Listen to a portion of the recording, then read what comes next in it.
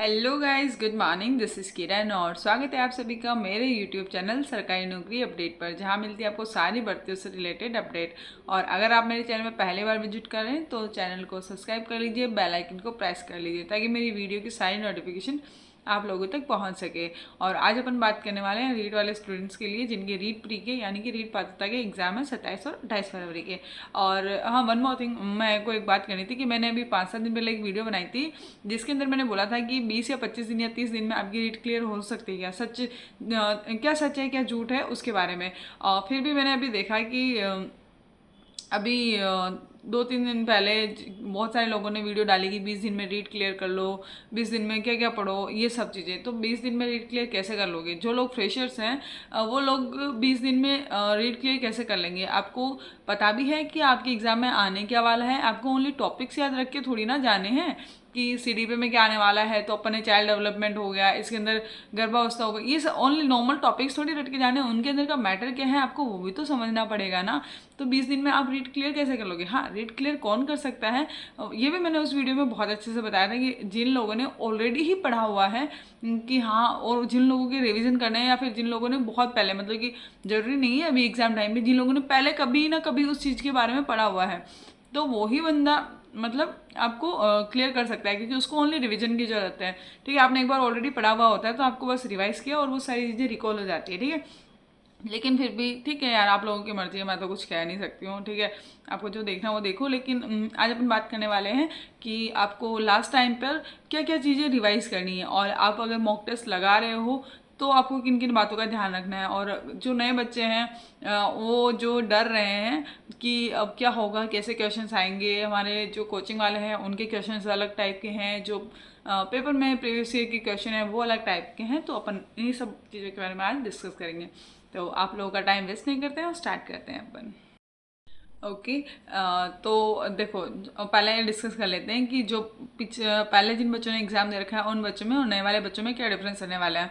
देखो, जिन बच्चों ने ऑलरेडी एग्जाम दिया हुआ है, मतलब जो पहले रीट हुआ है उसका, तो उन बच्चों को इतना डर लगने वाला नहीं है क्योंकि उनको पता है कि पेपर कैसा आएगा और हमें किन चीज़ों का ध्यान रखना है और किन चीज़ों को पहले करना है। ठीक है, और जो नए बच्चे हैं अब उनके बारे में बात कर लेते हैं। जो नए बच्चे रहने वाले हैं उनको थोड़ा डर लग रहा होगा कि हम किस तरीके से पढ़ें, कहीं हम मॉक दे रहे हैं तो कभी कम नंबर आ रहे हैं, कभी ज़्यादा नंबर आ रहे हैं, क्योंकि कोचिंग वालों का जो पेपर पैटर्न होता है वो थोड़ा सा डिफरेंट होता है। और जैसे बहुत सारे बच्चे हैं जो एग्ज़ाम मतलब आपके मॉक लगा रहे हैं, उनको जो पेपर है आपकी कोचिंग के हो या फिर आपने कहीं से खरीदे हुए हो, तो उनमें तो आपके कम नंबर आ रहे हैं, लेकिन जैसे ही आप प्रीवियस ईयर के जो पेपर्स हैं उनके क्वेश्चंस लगा रहे हो तो आपके अच्छे खासे नंबर आ रहे हैं। तो देखो, जो कोचिंग वाले हैं वो अपना जो पेपर पैटर्न है उसको थोड़ा सा टफ रखते हैं या फिर ऐसा रखते हैं कि आपके सारे क्वेश्चंस कवर हो जाए, वो सारी चीज़ों को मिक्स करके जाते हैं। लेकिन जो आपका एग्जाम में पेपर आता है वो आपका कोचिंग से थोड़ा इजी पेपर आता है, तो वहाँ पर आपके 5 से 10 क्वेश्चन ज़्यादा सही हो जाते हैं। ठीक है, तो आपको डरना नहीं है और अच्छे से तैयारी करनी है। और जो लोग फर्स्ट टाइम पेपर दे रहे हैं उनको जितना आप डरोगे उतना आपके अंदर नेगेटिव थॉट्स आएंगे और उतनी ही आपकी तैयारी कम होगी। तो आपको पॉजिटिव रहना है और अच्छे से मॉक लगाना है। और आप देखो, जो भी 10-15 दिन रह रहे हैं उसके अंदर ओनली आपको मॉक लगाने हैं और लास्ट में 20 या 22 तारीख के बाद आपको मॉक नहीं लगाने हैं। ठीक है, अब रही कि आपको क्या क्या पढ़ना है। ठीक है, तो देखो क्या क्या पढ़ना है और सबसे पहले क्या पढ़ना है। तो सबसे पहले अब आप है ना, आपने पहले साइकोलॉजी पढ़ ली होगी और आपने लैंग्वेजेस भी दोनों पढ़ ली होंगी, सब्जेक्ट भी दोनों पढ़ लिए होंगे, टीचिंग मेथड्स भी सारे पढ़ लिए होंगे। तो अब आपको सबसे पहले क्या करना है, सबसे पहले आपको टीचिंग मेथड पढ़ना है क्योंकि टीचिंग मेथड के जो है वो सब में मोस्टली सेम है, ओनली सब्जेक्ट के थोड़े बहुत से चेंज है। ठीक है, और उसके अलावा आपको फिर पढ़नी है सीडीपी। सीडीपी के अंदर आपको बाल विकास पढ़ोगे, बाल विकास की जो अवस्थाएं हैं वो सारी पढ़नी है। और उसके अंदर भी आपका जो शिशुअवस्था बाल्यावस्था वाला जो पोर्शन है वो वाला ज़्यादा आपको देखना है। ठीक है, और किशोर अवस्था में तो आपको बिल्कुल थोड़ा सा पढ़ना है, ज़्यादा कुछ पढ़ना नहीं है। ठीक है, उसके बाद है आपका जो अधिगम वाला चैप्टर है, अधिगम को आपको बहुत अच्छे से पढ़ना है। बुद्धि है, बुद्धि को आपको बहुत अच्छे से पढ़ना है। उसके अलावा समायोजन है, तो समायोजन के अंदर आपके 2 क्वेश्चन आते हैं।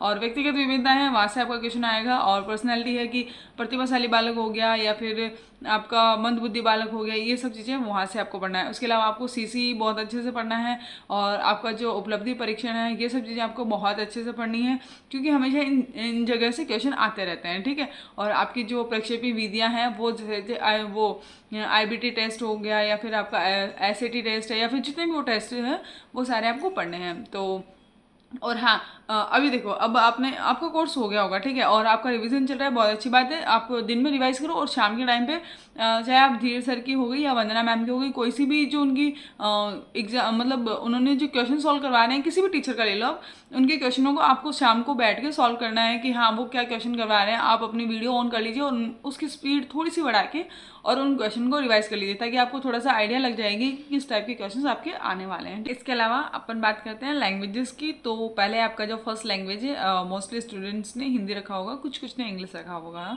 तो अपन हिंदी के अंदर आप पहले आपकी जो ग्रामर है वो कंप्लीट कर लीजिए, और टीचिंग मेथड तो आप सबसे पहले कवर कर ही लोगे, ठीक है।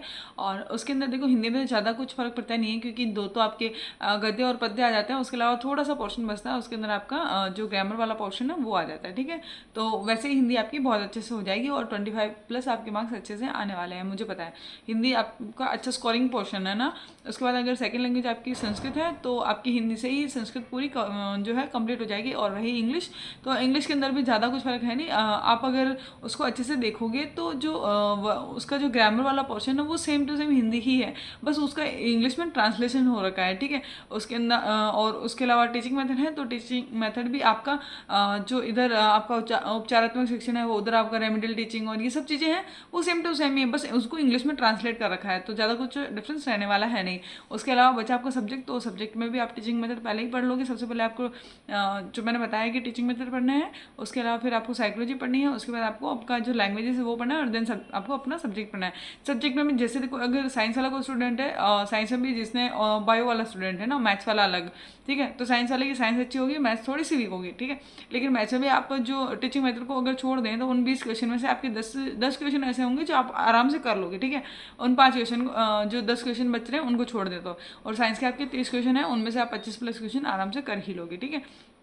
बची एसएस वाले बच्चों की, तो एसएस वाले बच्चे भी ऐसे ही आराम से अपना सब्जेक्ट है उसमें आप अच्छे से स्कोर कर सकते हो। 20 नंबर टीचिंग मेथड के हैं, उसके अलावा 40 नंबर का अगर आपका सब्जेक्ट है तो उसको भी आप अच्छे से 40 में से आप 30 मार्क्स या 35 के आसपास आप मान के चलो, इतने क्वेश्चन आप कर ही लेते हो, ठीक है। और मैथ्स वाले बच्चे हैं तो मैथ्स वालों की मैथ्स बहुत अच्छी होती है। अगर साइंस आपकी वीक भी है तो भी आप फिजिक्स वाले क्वेश्चन और बायो के थोड़े बहुत क्वेश्चन है वो उनको आप उठा सकते हो, या फिर केमिस्ट्री के ले लो, क्योंकि 5 या 7 क्वेश्चन तीनों के आते हैं ना, और टीचिंग मेथड आपकी हो ही जाती है। तो बस यही है। और प्लीज़ आप फालतू की वीडियोस में मत उलझो, कोई मतलब नहीं है 15 दिन में कवर करना, 20 दिन में कवर करना है, ये सब फालतू की चीज़ें हैं, कुछ नहीं होता है इन सब चीज़ों से। कोई बोल देगा कि 20 दिन में पढ़ के पास किया, अरे आपने पहले पढ़ा हुआ होगा तभी आपने 20 दिन में पढ़ के पास किया है। मैं भी बोलती हूँ कि मैंने 7 दिन में पढ़ के पास किया। कैसे किया? क्योंकि जब रीट कैंसिल हुई थी, उससे पहले वाली जो रीट थी जो कैंसिल हुई, उस रीट में मैंने अच्छा खासा पढ़ा था, ठीक है, और अच्छे से पढ़ के, और फिर मैंने जब दोबारा रीट हुई तो मैंने 7 दिन ही पढ़ा, नहीं पढ़ा उसमें से। और उसमें से भी मैं जो साइंस वाला पोर्शन थी वो तो मैं पढ़ के ही नहीं गई, फिर मैं क्लियर हुआ ना, क्योंकि मैंने ऑलरेडी कहीं ना कहीं पढ़ा हुआ था।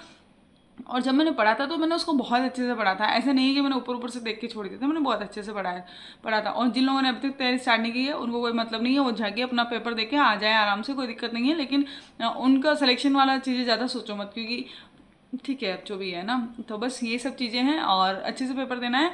और भी चीज़ अपन ने भी जो है साइकोलॉजी की रिविजन की क्लासेस चलाई हुई है, अपने भी ओनली बुद्धि और अधिगम वाले जो चैप्टर हैं वो बचे हुए हैं, और उसके अलावा अपने को एनईपी ये जो नए टॉपिक ऐड ऑन हुए हैं, बाल कल्याणकारी हो रही है, तो इनको अपने को रिवाइज करवाने हैं, ठीक है। तो बस अपनी तैयारी में लगे रहो, अच्छे से तैयारी करो, और अगर इसके अलावा आपकी कोई भी डाउट है तो आप मुझसे कमेंट बॉक्स में पूछ सकते हो। और थैंक यू सो मच, आपने अपना कीमती समय दिया उसके लिए।